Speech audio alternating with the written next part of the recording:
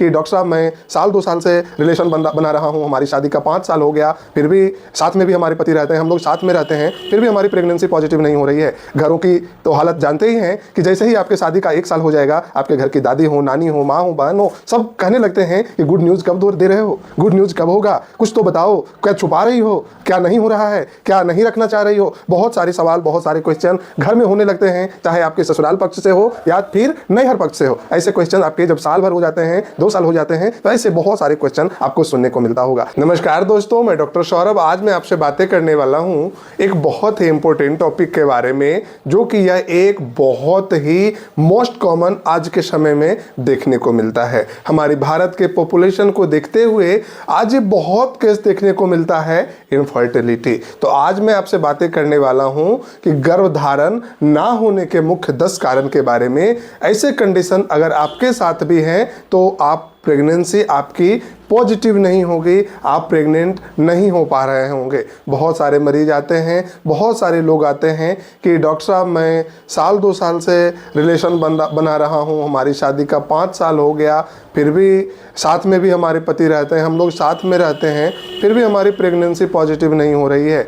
घरों की तो हालत जानते ही हैं कि जैसे ही आपके शादी का 1 साल हो जाएगा, आपके घर की दादी हो, नानी हो, माँ हो, बहन हो, सब कहने लगते हैं कि गुड न्यूज़ कब दे रहे हो, गुड न्यूज़ कब होगा, कुछ तो बताओ, क्या छुपा रही हो, क्या नहीं हो रहा है, क्या नहीं रखना चाह रही हो। बहुत सारे सवाल, बहुत सारे क्वेश्चन घर में होने लगते हैं, चाहे आपके ससुराल पक्ष से हो या फिर नैहर पक्ष से हो। ऐसे क्वेश्चन आपके जब साल भर हो जाते हैं, 2 साल हो जाते हैं, तो ऐसे बहुत सारे क्वेश्चन आपको सुनने को मिलता होगा।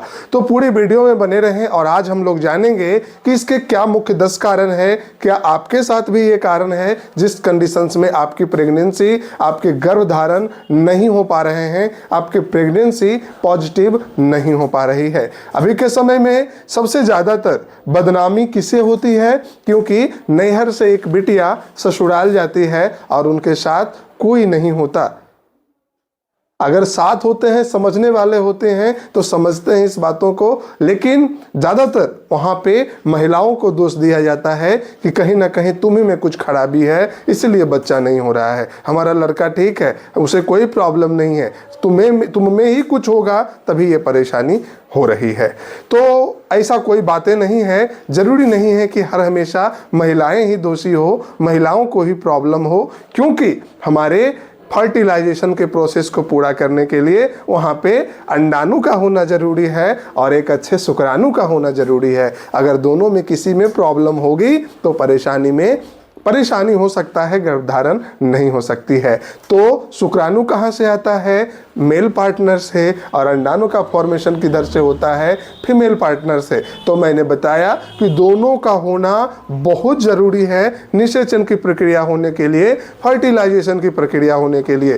तो दोनों में खराबी हो सकती है, दोनों में प्रॉब्लम हो सकता है। तो बातें करते हैं कि मेल में क्या डिसऑर्डर के कारण आपको देखने को मिलेगा कि आपकी प्रेगनेंसी नहीं हो रही है। आप साथ भी रह रहे हो, रिलेशन भी बना रहे हो, फिर भी देख रहे हो कि साल 2 साल से साथ हैं, फिर भी नहीं कुछ हो रहा है। तो फर्स्ट है स्पर्म का काउंट, स्पर्म के क्वालिटी। क्योंकि स्पर्म का क्वालिटी सही रहेगा, स्पर्म की मोटिलिटी सही रहेगी, स्पर्म मजबूत रहेगा, तभी तो गतिविधि से पूरी तेजी से वो पहुंचेगा फैलोपियन ट्यूब में, जहां की वहाँ पे अंडाणु इंतजार करता है, वहाँ पे वेटिंग करता है कि कब शुक्राणु आए और वहाँ पे फर्टिलाइजेशन की प्रक्रिया पूरी हो। लेकिन अगर वहाँ पे नंबर ऑफ स्पर्म कम रहेगा, बहुत सारे मरीज में मेल में देखने को मिलता है नील स्पर्म काउंट, यानी कि आपके सीमेन का जो एनालिसिस किया गया उसमें स्पर्म काउंट थे ही नहीं, स्पर्म है ही नहीं। दूसरा है मोटिलिटी। बहुत से कंडीशंस में देखने को मिलते हैं कि नॉन मोटाइल स्पर्म का काउंट ज़्यादा है, यानी कि स्पर्म की क्वालिटी अच्छे नहीं है, स्पर्म की जितनी गतिविधि रहनी चाहिए उसमें कमी है। तो उसमें कमी रहेगी तो वो वहाँ ओवा तक पहुँच ही नहीं पाएगा, वो जा ही नहीं पाएगा फैलोपियन ट्यूब तक। तब कहाँ से प्रेगनेंसी होगी भाई? नहीं, नथिंग नहीं हो पाएगी जब तक उसके सही स्ट्रक्चर नहीं रहेंगे। नेक्स्ट है स्ट्रक्चर हेड, नेक, बॉडी, टेल। तो उसी से उसकी मोटिलिटी डिपेंड करती है। अगर हेड नेक बॉडी टेल की स्ट्रक्चर सही नहीं है तो उस कंडीशंस में भी आपको प्रेगनेंसी में बाधा आ सकता है। तो यहाँ पे मेल रिस्पॉन्सिबल है। अगर आपके स्पर्म काउंट सही नहीं है, मोटिलिटी सही नहीं है, शेप साइज सही नहीं है, तो इनफर्टिलिटी के, गर्भधारण नहीं होने के एक वजह मोस्ट कॉमन मेल के लिए ये हो सकता है। अब बातें करते हैं फीमेल के लिए। फीमेल के लिए फर्स्ट जो है tubal blockage. Tubal blockage it means कि ये तो हम लोग जानते हैं कि हमें दो पेयर में, यहाँ पे ओवरी है, दो पेयर, एक पेयर में, सॉरी, मतलब कि एक जोड़ी जिसमें दो संख्याएं, ओवरी दो हैं, फैलोपियन ट्यूब दो हैं, एज लाइक इस प्रकार के स्ट्रक्चर से बना होता है। यानी कि यूट्रस जो है इस प्रकार से जो बना है, इस तरफ दो, एक तरफ फैलोपियन ट्यूब राइट साइड, एक तरफ फैलोपियन ट्यूब लेफ्ट साइड।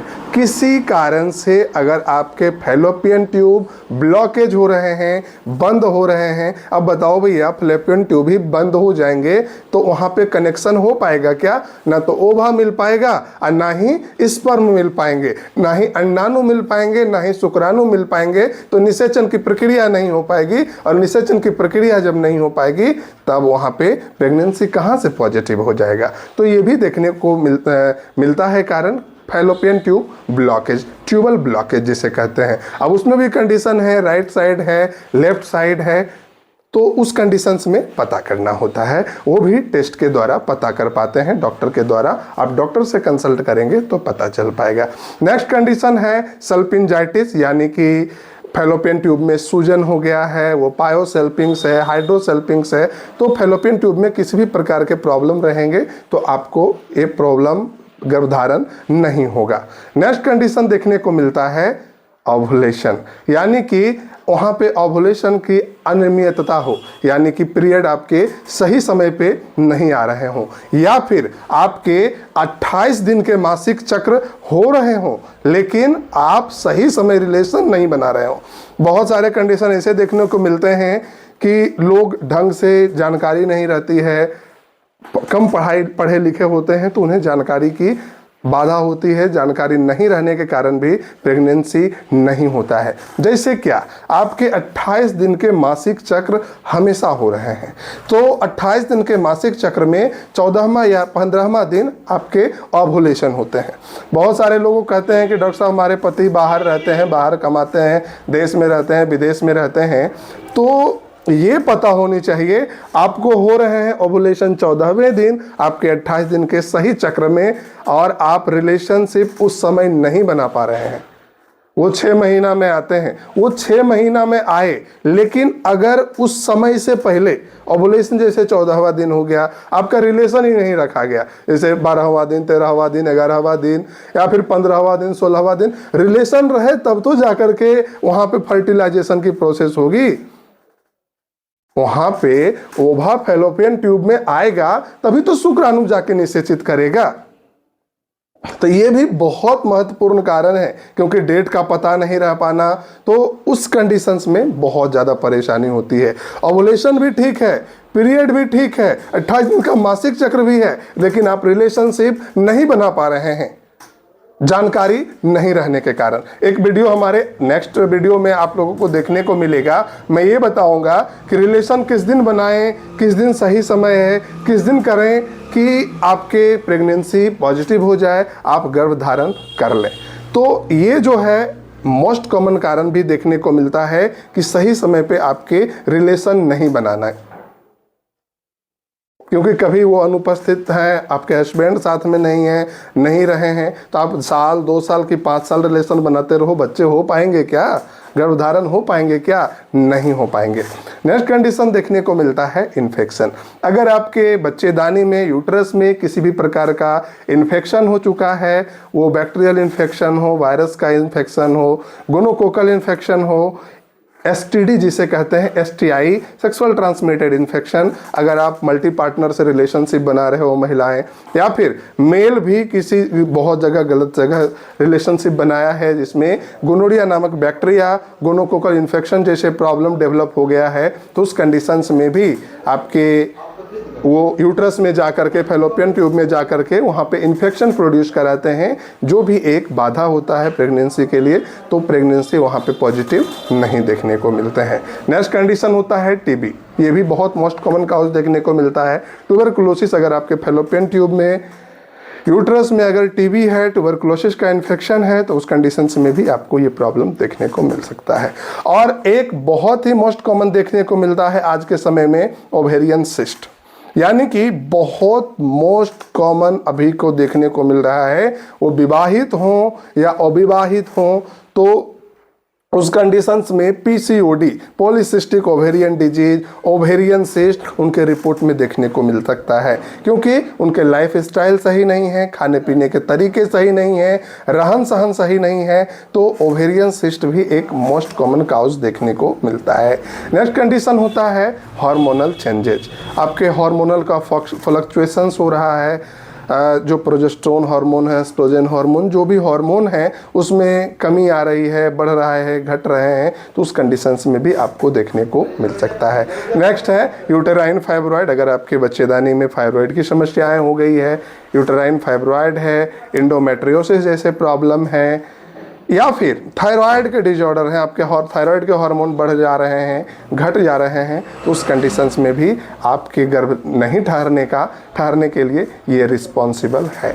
इसके साथ साथ देखने को मिलता है कि अगर आप अपने लाइफ स्टाइल सही नहीं रख रहे हैं, आप बहुत ज़्यादा थुलथुले हैं, मोटे हैं, शराब का इंटेक कर रहे हैं, वाइन यूज करते हैं, खाने पीने का समय सही नहीं है, तरीका सही नहीं है, तो ये भी आपके प्रेगनेंसी में बाधा का एक बहुत बड़ा कारण है।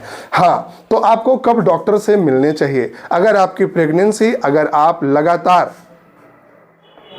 रिलेशनशिप में रह रहे हो, टाइम भी सही है, टाइम एक बहुत रिस्पॉन्सिव करता है कि कितने दिन में कब रिलेशन बनाना चाहिए, कब कैसे रिलेशन होनी चाहिए, वो डिपेंड करता है।